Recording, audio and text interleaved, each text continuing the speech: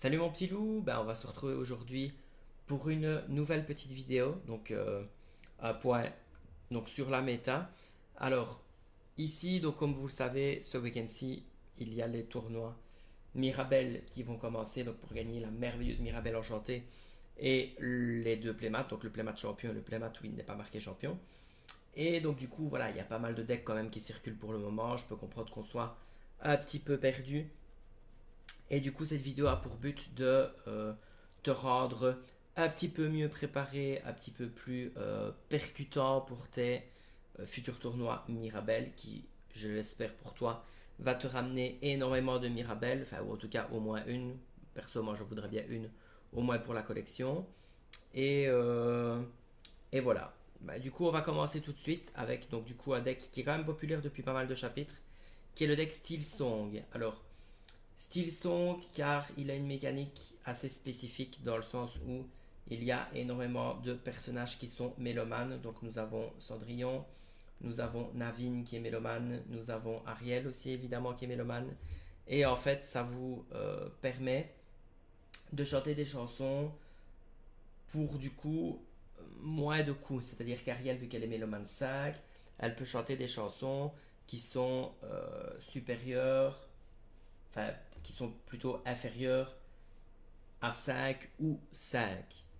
En gros, elle peut chanter, par exemple, gratuitement, elle peut chanter Ce rêve bleu, elle peut chanter Quand soudain survint Zeus. Donc, en gros, elle chante ici toutes les chansons du deck. Alors, bien entendu, je mettrai les decklists en description, comme ça vous pourrez aller voir, bien entendu, toutes les cartes. Et bien sûr, modifier le deck au gré de vos envies, car en fait, le deck Steel Song est un deck qui a beaucoup de variantes possibles. Il y a des variantes avec la fameuse Daisy du chapitre 5. Il y a des variantes aussi avec comment avec les Robins Alter. Il y a des variantes avec les méchantes reines Alter. Il y a des variantes sans la Cendrillon Curvaillant qui est ici. Donc voilà, moi j'ai vraiment pris une decklist qui me correspond. Je l'ai modifiée un petit peu. J'ai intégré, on va vite faire le tour, hein. J'ai intégré donc Cendrillon qui fait Sensation Balle, qui est Méloman 3 et qui permet de chanter Il en faut peu pour être heureux, Le grand génie du mal, Perdu dans l'hiver et plus ardent que le feu des volcans, puisque c'est une Méloman 3. Alors la plupart du temps, quand on l'a au mulligan et qu'on a perdu dans l'hiver, c'est très fort parce que du coup, on peut très vite chanter directement perdu dans l'hiver, piocher une carte et gérer une créature en face qui a 2 points de vie maximum. Le Robin avec le Robin Alter qui est quand même assez violent. Un Robin Alter, ça restera un Alter qui est très très très très très important dans le jeu, qui est très fort dans les decks gris. Parce qu'en fait, lui, voilà, à chaque fois que ce personnage bannit un autre via un défi, durant votre tour, vous gagnez 2 de l'or. Et en plus, quand lui est banni, par contre, donc quand ce personnage-ci est banni, donc quand Robin est banni, vous pouvez piocher une carte. Donc du coup, c'est super fort. Il y a aussi comme arme importante le pat qui permet de bloquer les tours de soyez prête, etc. Ça peut être très fort. Ici, moi j'ai intégré Lawrence Valet Jaloux parce que ça, c'est une créature qui leur pour 2 qui a 0,4 et qui, tant qu'il n'a pas de jeton de dégâts sur lui, il a 4 d'attaque. Le traditionnel Monsieur Mouche qui est très fort, combiné à réponse guérit les blessures, qui permet d'avoir une créature qui, l'or pour 2 qui a 1,5, qui n'est pas forcément évidente à aller chercher, et qui, en plus de ça, permet de soigner son Monsieur Mouche. Et en enlevant maximum 3 jetons dégâts sur une créature, on peut piocher une carte par jeton enlevé. Donc le but, c'est de faire en sorte que Monsieur Mouche ait 2 jetons de dégâts sur lui, faire réponse, guérir les blessures, et vous piochez 2 cartes. Voilà, c'est très, très, très, très fort. Et alors, ce qui est très fort aussi, c'est Navin, joueur de ukulele, qui lui, quand il est joué directement pour 4 peut chanter absolument toutes les chansons du deck. Donc, du coup, Stitch, tu me fais mal, Minou. Donc, au final, oui, mon bébé. Donc, au final, il y a l'opportunité de chanter à peu près tout ce qui est ici dans le deck. Alors, le plus avantageux, c'est de chanter à ce rêve bleu, ou à Zeus, ou à plus ardent que le feu des volcans. Mais bon, après, ça laisse avoir un body 2-2 un body pardon 3-3 qui leur pour 2 et qui chante gratuitement. Donc c'est assez important. Alors par contre, c'est un deck qui coûte très cher. Vous voyez ici, il estime à plus ou moins 700 euros. C'est vrai qu'il y a beaucoup de légendaires qui coûtent cher. Réponse coûte cher, Robin coûte cher, Prince Navin coûte cher. Et déjà rien qu'à ces trois cartes-là, il y a déjà quand même pas mal d'euros qui sont dépensés pour ces cartes parce qu'elles sont très très chères. Mais bon, après le deck est fort. Par contre, le deck est quand même dépendant de ses sorties. C'est-à-dire que voilà, si vous faites Ariel et que vous n'avez pas de chanson, ben, c'est un peu dommage. Mais si vous avez les rêves bleus, curvés, etc., ça peut être très très game breaker. D'ailleurs, c'est un deck qui me cause énormément de problèmes quand je tombe contre et qui me tape un petit peu sur le système nerveux. Mais bon, voilà, après, il y a de tout dans la nature, il faut de tout pour faire un monde. Mais voilà. Alors ensuite, le deuxième deck, c'est un deck Bounce, Améthyste, rouge et bleu. Rouge et mauve, pardon, désolé. Qui existe depuis énormément de mois maintenant, qui subit très très rarement des petites modifications. Mais au final, c'est un deck qui reste quand même toujours très très constant, dans le sens où il n'a pas un match-up écrasant face à certaines couleurs, mais il gagne de par sa stabilité et sa consistance. Alors, consistance qui est apportée grâce à quoi? Ben, grâce au package mauve que j'ai déjà expliqué plusieurs fois. Serpent, renard, crabe, chèvre, lapin qui permet de piocher à chaque fois qu'il quitte le jeu, merlin qui permet de gagner du lore, crabe qui permet d'avoir une créature en plus, renard qui permet de gérer une créature vu qu'il a la charge, serpent qui permet d'avoir un body 3-3 pour 2. Donc en gros voilà, ce package là permet d'avoir une certaine stabilité. Nous avons aussi mes amis de l'au-delà qui permet de piocher 2 pour 3 et qu'on peut faire chanter. Stitch Minou, allez, saute si tu veux sauter. Voilà. Alors, au final, on a aussi le château de la reine qui est un lieu qui est quand même pour moi le lieu le plus fort du jeu.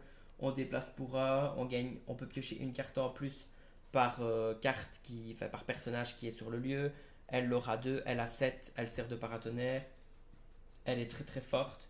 Et on a aussi la sortie qui peut être assez désastreuse pour l'adversaire. C'est quand on a Flynn Rider Faux Hammy qui lui dit qu'on gagne 3 de l'or au début de son tour quand on a sur son terrain la créature qui a le plus d'attaque. Et généralement c'est combiné à 6 sous, puisqu'elle elle gagne plus d'attaque par carte que l'adversaire a dans sa main. Donc on se retrouve à avoir une 4 qui au final pourrait très bien avoir 5 d'attaque, 6 d'attaque, qui du coup va absolument aller chercher tous les trades du début de partie et qui en plus de ça permet pendant 1, 2 voire 3 tours, des fois quand ça sort très bien, d'avoir le Flynn Rider qui fait gagner 3 de l'or par tour. Et ça, généralement, quand il y a cette sortie-là qui existe, c'est très fort. Il y a aussi les adeptes de Chernabog et les balais magiques qui peuvent permettre de piocher chacun d'une manière différente. Chernabog, c'est en partant à l'aventure pour piocher une carte. Le balai, c'est quand on joue à notre personnage, on peut bannir ce balai pour piocher une carte. Donc du coup, on peut faire un petit peu de l'or au début et puis au moment opportun, on les bannit, on fait leurs effets et on pioche des cartes. Et du coup, le card advantage sur ce jeu est très fort. Au final, piocher des cartes, c'est super fort. Alors, j'ai mis dedans ici le petit Jim Hawkins, je l'ai vu jouer de mes propres yeux, je suis très fan de l'idée. Lui, quand il est joué, on peut directement jouer à lieu de sa main et on peut le déplacer dessus gratuitement. Donc, on pourrait très bien le combiner avec un château de la reine et pouf, avec 5 d'encre, on joue à tour à 9. Du coup, même 10, puisque du coup, on ne paye pas le 1 pour déplacer le Jim Hawkins, puisqu'il y va tout seul. Et alors, nous avons le package rouge de gestion, un Maui, Super Dingo, Madame Medusa, Sissou, Madame de Trémène, Bagarre et le traditionnel Soyez prête. C'est un deck qui est assez consistant, qui personnellement ne m'intéresse pas plus que ça, parce que du coup, je joue mauve avec une autre couleur que j'apprécie plus. Mais il faut quand même avouer que quand c'est très bien joué, c'est très impressionnant. Mais voilà. C'est pas un deck que je conseille aux débutants parce que c'est pas si facile que ça à jouer. Il est moins cher que le Steel Song, ça c'est un avantage. Surtout qu'avec tous les reprints du chapitre 1 qu'il y a eu actuellement, les Soyez prêts et les Maui ont descendu de prix, donc du coup il y a moyen de se les procurer assez facilement. Alors nous passons au deck que je déteste le plus à l'heure actuelle, dans la méta actuelle, qui est le gris vert discard, mais ce deck a quand même une place dans le sens où il était très fort au chapitre 3, il était très fort au chapitre 4, tellement fort qu'il a fallu régler le problème de Bucky, qui ne règle pas spécialement le problème du deck en soi, puisqu'il y a d'autres choses que Bucky. Alors du coup, qu'est-ce qui se passe ici dans ce deck? Donc en fait, le but, c'est d'avoir le plus vite possible son Diablo qui s'altère avec ce Diablo-ci qui est un des premiers moteurs de pioche du deck. Généralement, le Diablo, quand il reste, hormis contre du rouge, parce que dans le rouge il y a bagarre, généralement quand il est mis, il reste. Il y a très peu d'options dans les decks à l'heure actuelle viables pour aller le chercher, parce que du coup, il faudrait un truc qui est charge et insaisissable pour le tomber le plus vite possible. Il y a bien évidemment l'ombre de Peter Pan qui est 3 non ancrable, mais qui voilà n'est pas non plus la carte la plus optimale de la galaxie. Mais bon voilà, chaque deck a un petit peu sa manière de gérer le Diablo, mais généralement quand il est là qui chante et qui permet de piocher une carte, ça peut être très fort, surtout quand il chante Cruel Diablesse ou Perdu dans l'hiver, ou par extension plus ardent que le feu des volcans. Ça généralement ça permet d'avoir un card advantage assez conséquent. Alors, autre ligne de play possible, c'est la ligne de play avec donc ATA, ici en l'occurrence, ce serait chouette d'avoir le petit Diablo pour voir la main de l'adversaire, savoir contre quoi vous jouez, et surtout ce que vous allez en créer et comment vous allez jouer vos cartes. Ensuite, ce qui est chouette, c'est de faire Ursula bobineuse afin de défausser une chanson si la personne en a une. Et croyez-moi, il y a beaucoup de decks où il y a des chansons, c'est très rare les decks où il n'y a pas de chansons. Ensuite, en 3, c'est chouette de mettre Ursula la plus perfide de toutes, car elle permet de chanter 2 fois la même chanson. Et en même temps, si c'est possible, d'altérer son Diablo pour avoir sur le board le Diablo, celui-ci, Ursula, et après le tour d'après, jouer Prince Jean et commencer à discard avec Ursula la plus perfide de toutes. Alors ça, c'est la sortie vraiment la plus explosive possible. Et généralement, quand vous avez cette sortie-là, c'est très compliqué pour la personne en face de pouvoir faire quelque chose parce qu'elle va jouer littéralement avec 2 3 cartes maximum dans sa main. Et c'est très très très compliqué. En fait, on attrape le deck en face par la gorge et on lui discarde à peu près toutes ses cartes. Alors bien sûr, il y a plusieurs lignes de play différentes et bien entendu, il y a des lignes de play avec la muse. Mais voilà, c'est un deck qui est un peu tout ou rien dans le sens où si vous arrivez à discard assez la main de l'adversaire, alors à ce moment-là, vous allez prendre le lead parce que vous allez avoir une présence sur le board que la personne en face n'aura pas, puisque vous lui aurez défaussé ses cartes, donc elle ne pourra pas jouer. Mais par contre, si vous laissez des petites fenêtres d'ouverture parce que vous n'avez pas les cartes qu'il faut, à ce moment-là, la victoire peut être assez compliquée, puisque le vert a de très grosses difficultés à prendre le board, même s'il y a quand même des options viables. Là, il y a plus ardent que le feu des volcans, perdu dans l'hiver. Ne parlons pas de Bruno qui est très très très fort, surtout quand c'est chanté avec la bête ou la fée clochette. Et voilà, après, il n'y a pas non plus 36 000 armes dans le deck, mais quand il sort super bien, il est très très très frustrant à jouer contre. Et c'est d'ailleurs pour ça que c'est le deck que je déteste le plus, parce que moi j'ai l'impression que chaque fois que je tombe contre, je me prends les sorties les plus violentes de la terre entière. Deck qui coûte relativement assez cher également, puisque dedans il y a la bête, dedans il y a aussi la fée clochette qui coûte quelques euros, même si avec le reprint du chapitre A, elle a diminué de prix. Il y a aussi le Ursula la plus perfide de toutes qui a divisé son prix par deux, littéralement. Et Diablo qui reste quand même un prix assez important. Mais globalement, il est quand même moins cher que le Steel Stone. Mais voilà, ça tourne autour de, vous voyez ici, des 446 euros. Et du coup, c'est peut-être pas le deck à faire en fonction de sa bourse, bien évidemment, puisque ça dépend un petit peu l'argent qu'on a à mettre dans l'Orcana. Alors ensuite on arrive à mon deck préféré, qui est du coup le deck que je préfère le plus jouer actuellement, même si ces temps-ci je dois bien vous avouer que j'ai quelques petites difficultés contre certains match-ups. Mais voilà, par contre c'est un deck qui est évolutif dans le sens où la decklist je la change littéralement tous les 3 4 jours. D'ailleurs pour ceux qui ont vu la vidéo que je mettrai en description, euh, vous allez voir qu'en fait la decklist a complètement changé parce que c'est un deck qui doit absolument s'adapter en fonction de contre qui on joue et ce qu'il y a dans les match-up. Alors, globalement, ça tourne autour de la même mécanique, c'est-à-dire que c'est un peu comme un rouge move, c'est-à-dire que vous avez le package move qui vous permet de prendre le board, d'avoir des cartes en plus, du lore en plus, qui vous permettent par exemple avec Belle, Mystique Accompli, de tuer des personnages adverses en ayant vous-même blessé les vôtres et en sauvant les vôtres. C'est aussi un deck dans lequel on a accès à mes amis de l'au-delà, dans lequel on a accès à Merlin Lapin, Merlin Chèvre, Merlin Crabe, Madame Mime Renard, Madame Mime Serpent.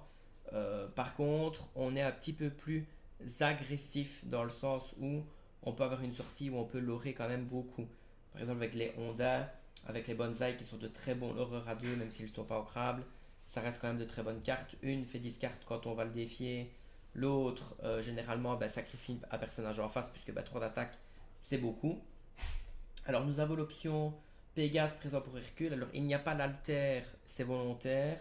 Le Pégase ici est présent uniquement parce que le vert gris revient un petit peu en force et que combiné à un Merlin Crabe qui est ici, permet de tuer un Diablo même quand il est dans la crique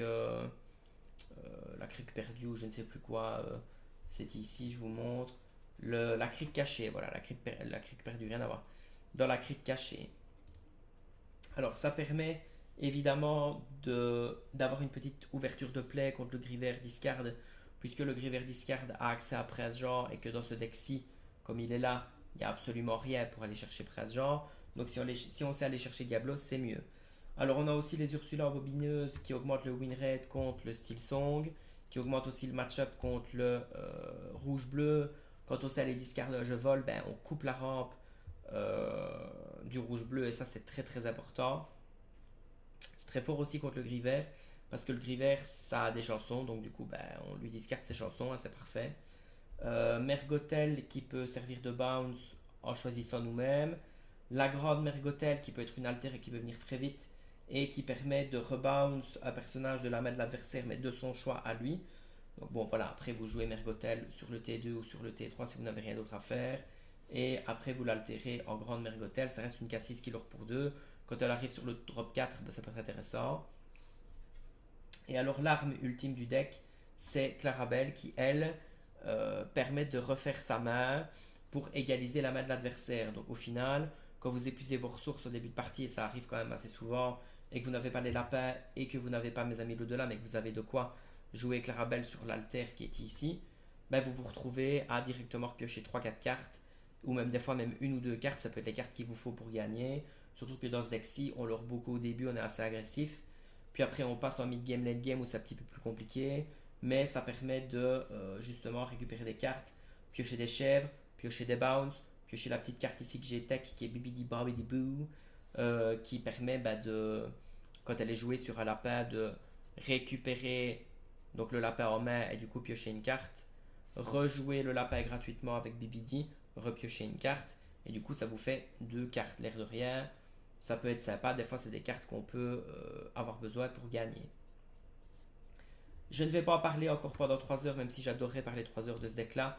J'ai déjà fait une vidéo sur le deck, donc si vous voulez je la mettrai en description, comme ça vous irez la voir et vous aurez une petite idée. C'est un deck qui n'est pas facile à prendre en main, par contre il coûte moins cher que les autres decks, donc bon voilà, ça peut être à prendre en compte. Et on va passer au deck suivant. Alors le deck bleu-rouge.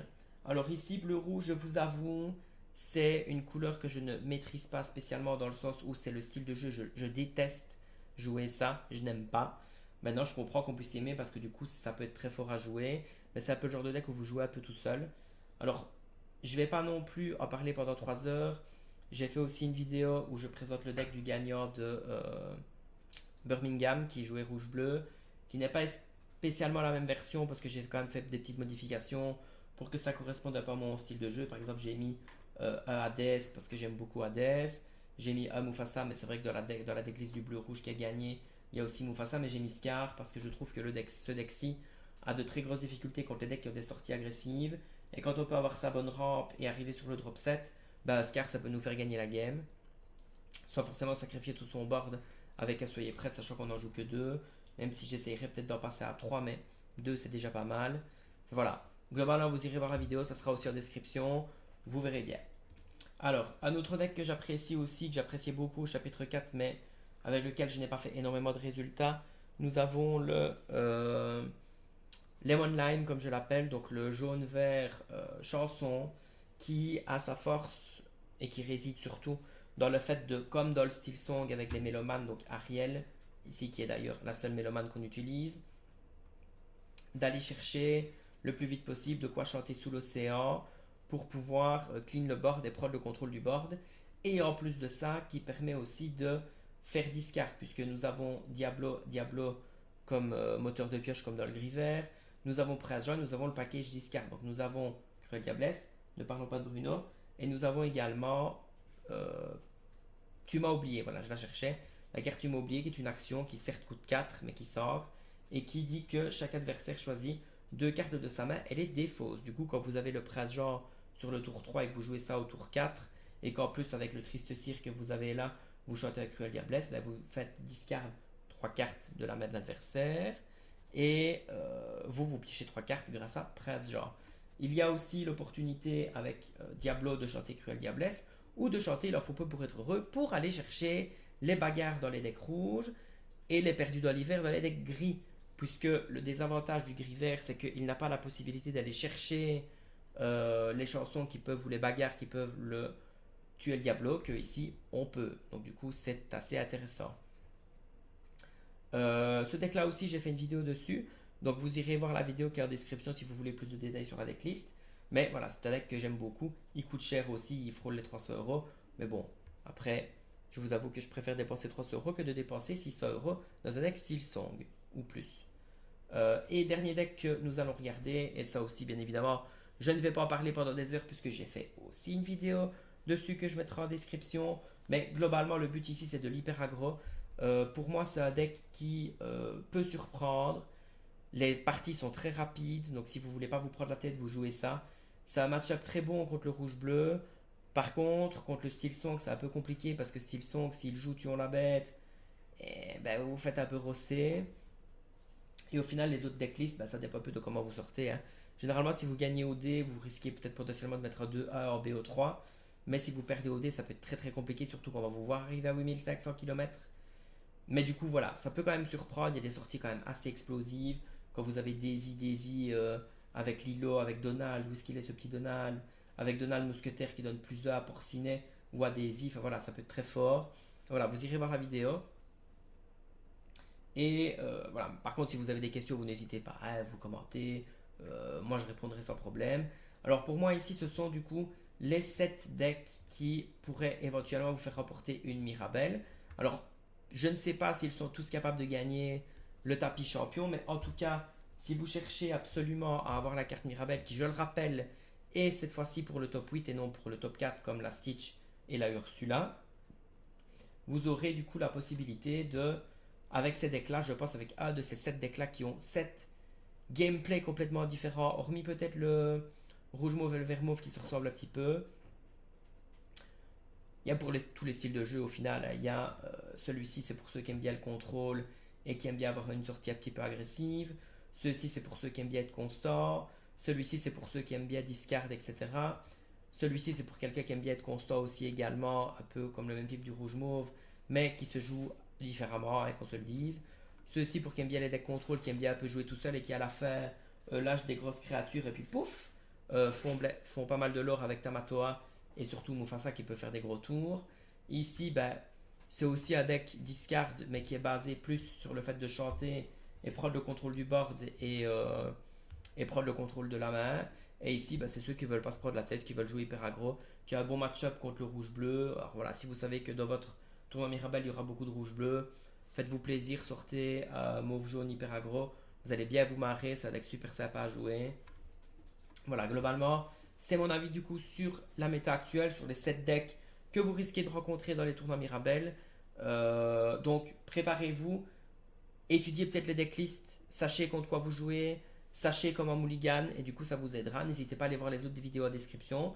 N'hésitez pas non plus à liker, commenter, partager et surtout à vous abonner, ça me ferait super plaisir pour le référencement de la chaîne. C'était Stygian, bisous mon petit loup. Mouah.